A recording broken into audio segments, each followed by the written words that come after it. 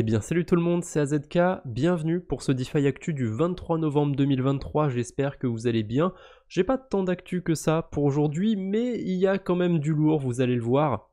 On commence par Kyber Network, enfin Kyber Swap, qui s'est fait hacker. Décidément, en ce moment, il y a quand même plein de protocoles assez historiques qui se font hacker. Kyber Swap, ça fait un moment qu'ils sont là. Bon, je crois que c'est pas leur premier hack, par contre, eux, pour le coup. Et c'est autour des pools élastiques. Alors, je sais pas trop comment ça a eu lieu, etc. On aura peut-être l'occasion d'en reparler. En tout cas, il y a eu plus de 45 millions qui ont été dérobés, principalement sur Polygon, Arbitrum et Optimism. Base aussi, je crois, mais c'était moindre. Hein. Il y avait moins d'argent qui avait été volé sur Base, mais quand même. En tout cas, si vous avez des fonds sur KyberSwap, vous êtes c'est grandement recommandé pour vous de retirer vos fonds. C'est pas impossible que ce soit rendu parce que le hacker a essayé de rentrer en contact avec KyberSwap. En tout cas, il a envoyé des messages on-chain. Donc on verra comment ça va terminer. Et pour ce qui est de l'agrégateur, de venir swapper des cryptos sur KyberSwap, de ce côté-là, il n'y a pas de risque, vous pouvez continuer de le faire. Je sais que sur Scroll, sur Linea, il n'y a pas forcément beaucoup d'agrégateurs, donc moi je vais échanger mes cryptos sur KyberSwap là-bas. Hein. C'est toujours mieux de passer par un agrégateur. Là c'est la grosse affaire du moment, mais je vais pas m'attarder dessus parce que je l'ai survolé en fait. J'ai lu le thread d'Esprit Cryptique hein, qui m'a donné un peu tous les tenants et aboutissants de cette affaire. Je vous recommande en fait d'aller lire le thread d'Esprit Cryptique si ça vous intéresse d'en savoir plus sur cette affaire Binance, de CZ qui s'est fait virer, etc. Bon, je vous rassure, il risque de la prison certes, mais il a encore ses parts dans Binance, etc. Donc voilà, il sera pas à plaindre économiquement parlant. Il y a aussi l'amende que Binance doit verser de 4 milliards, etc. On verra s'ils vont la verser. On en saura plus dans les prochains jours. Paradoxalement, quand il y a eu la news, je sais plus si c'était de l'amende ou de CZ qui avait démissionné, le BNB l'avait pumpé. Ensuite, je crois que c'est redescendu. Enfin, voilà, il s'est passé beaucoup de choses autour de Binance. Et si vraiment vous voulez savoir ce qui s'est passé, je vous mettrai le thread dans la description. Il est assez long, mais il est très complet.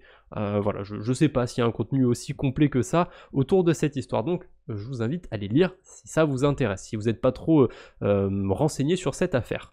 On a aussi un problème encore une fois du côté de Huobi. Cette fois-ci, il y a eu HTX et le bridge vers la Huobi EcoChain. Alors, la Huobi EcoChain, il reste encore pas mal de liquidités dessus. Je sais pas trop pourquoi, mais c'est mort. Hein. Autant qu'on dise les termes, la Huobi EcoChain, cet écosystème est complètement dead, même s'il reste des liquidités dessus. Et il y a des hackers qui ont réussi à trouver le moyen de prendre les derniers sous qui restaient sur cet écosystème, puisqu'il y a eu un hack du côté du bridge de la Huobi EcoChain. Alors c'est quand même assez bizarre tout ça, hein. Tous ces hacks du côté de Poloniex, HTX, Huobi EcoChain qui tombent tous d'un coup. Justinson, tu nous préparais pas quelque chose? Non, je pense que, je plaisante bien évidemment, je pense qu'ils ont vraiment pas eu de chance. Niveau sécurité, honnêtement, là, HTX, c'est pas un exemple. Hein. Ils se sont fait hacker il y a pas si longtemps. Là, ils se refont hacker. Il y a aussi le bridge de la Huobi EcoChain. Bref, j'ai pas eu le temps de creuser plus cette affaire, donc je vous invite à aller lire éventuellement l'article de Journal du Coin ou quoi que ce soit. Mais ouais, de ce que j'ai entendu, c'est vraiment pas terrible en ce moment pour Huobi.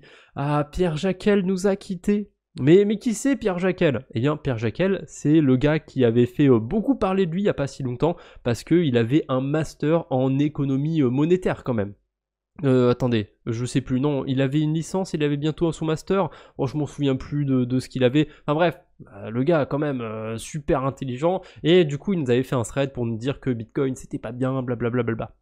Il y a eu plein d'échanges du coup entre Esprit Cryptique encore une fois et Pierre Jaquel et voilà, du coup il a décidé de supprimer son compte. D'ailleurs il y a des gens qui ont été mener un petit peu leur enquête et c'est pas le premier compte qu'il avait fait, c'était le deuxième, donc voilà, peut-être qu'il va renaître, un Pierre Jaquel 3, cette fois-ci il sera pro Bitcoin, j'en sais rien, on verra bien, mais ouais, a priori c'était quelqu'un qui était juste là pour faire parler de lui un peu, pour s'accaparer de la visibilité, et maintenant ça y est, il disparaît. Bon, écoutez, tant mieux pour lui, s'il est content comme ça. Là, on a une grosse news du côté de la blockchain OPBNB. Vous voyez que ça rigole pas, OPBNB. J'ai même deux news sur OPBNB aujourd'hui. La première, c'est du côté de DeFi Lama. Ça y est, maintenant, il traque le protocole X-White Protocol sur OPBNB.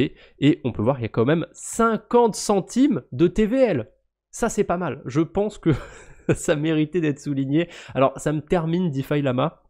Je suis le compte et à chaque fois, ils se mettent à traquer des protocoles sur lesquels il y a 2000 $, 40 $, mais moins d'1 $ de crypto, c'est quand même assez exceptionnel. Bon, voilà, DeFi Lama, ils sont vraiment là pour traquer tout ce qui existe sur la blockchain, ça me termine. Bon, peut-être pas tout non plus, mais beaucoup de choses en tout cas. Et voilà, je connaissais pas ce protocole, 50 centimes, ouais, bon, à voir ce que ça va donner. Peut-être que va y avoir plein de gens qui vont l'utiliser dans le futur, mais je suis pas très sûr. La deuxième news que j'ai autour de OPBNB, c'est Kinza Finance. Donc Kinza Finance, c'est un protocole de prêt d'emprunt. Vous en avez probablement entendu parler parce qu'il y a un système de points quand on dépose et quand on emprunte des cryptos. Il y a un airdrop à farmer de ce côté-là. On verra s'il est si intéressant que ça. En tout cas, maintenant, Kinza, c'est aussi sur la blockchain OPBNB. Alors, j'ai vu que pour l'instant, il y avait des maximums de ce qu'on pouvait déposer et c'est ridicule. Le maximum sur le BNB, c'est 7000 $. Il y a une limite de 7000 $, pas par personne, hein, au total. 7000 $ de BNB qui pouvaient être déposés. J'ose espérer que depuis hier, parce que j'avais vu ça hier, ils ont augmenté le plafond. D'ailleurs, je suis pas Kinza Finance, donc je vais suivre le compte. J'espère qu'ils ont augmenté le plafond. L'USDT c'était pareil, je crois que le maximum c'était 5000 USDT, enfin c'est ridicule, pas par utilisateur encore une fois, j'insiste, hein.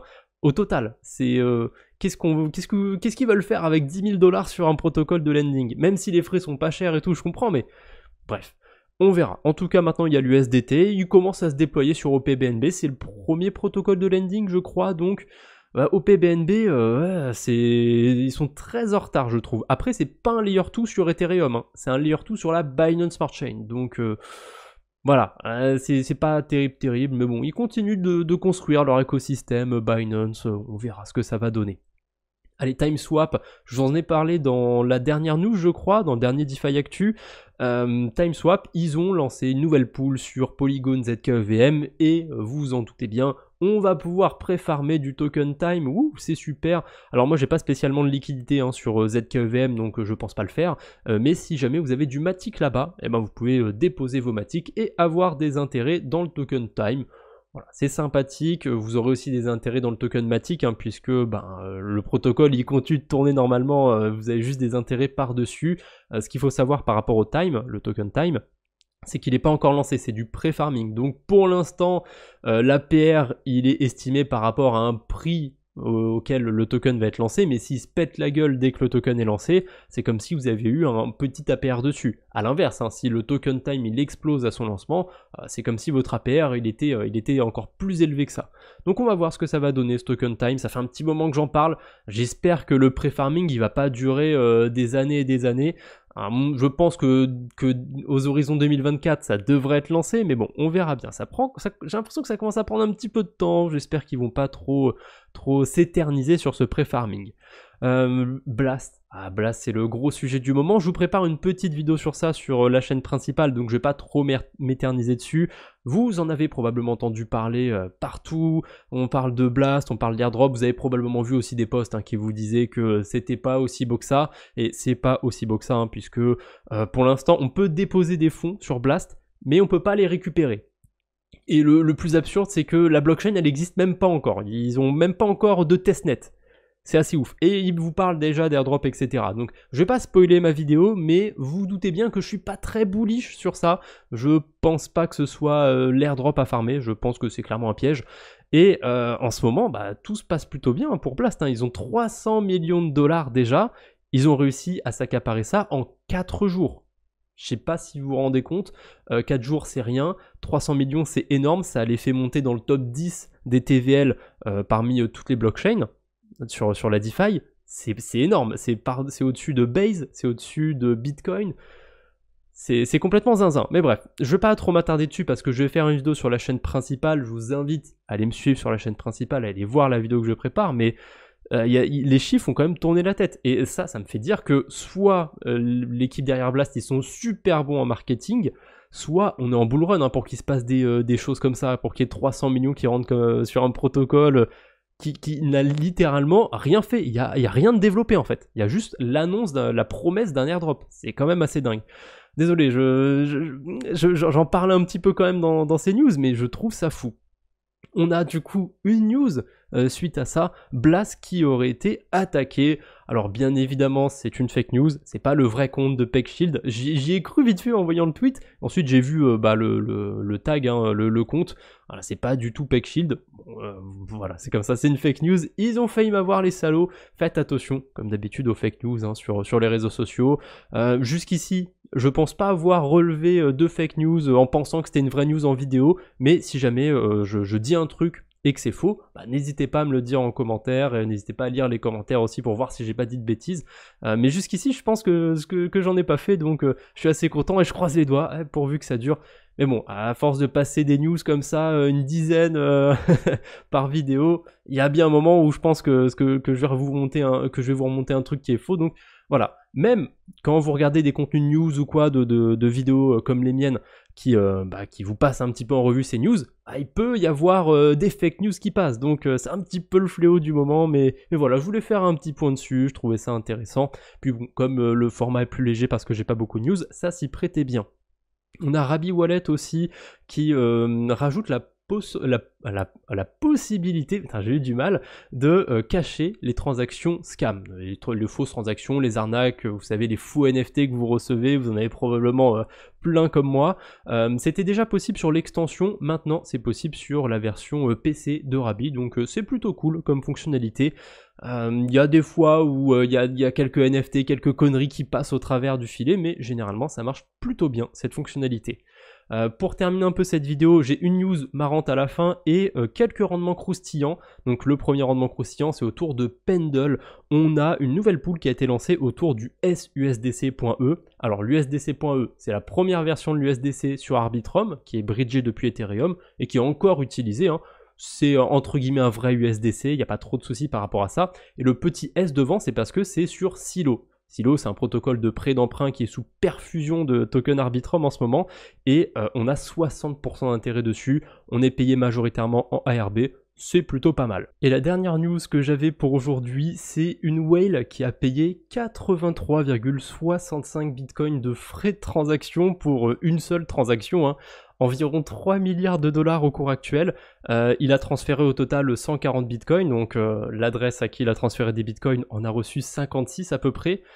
Il y a un mineur qui s'est mis bien, est-ce que c'est une erreur comme il y a eu il n'y a pas si longtemps et le mineur va essayer de trouver l'acteur qui avait fait cette transaction et de le rembourser, ou est-ce que c'est du blanchiment un petit peu? Bon, je pense pas que ce soit ça, mais en tout cas c'est assez cocasse comme transaction, mais c'est pas la première fois qu'on voit ce genre de news.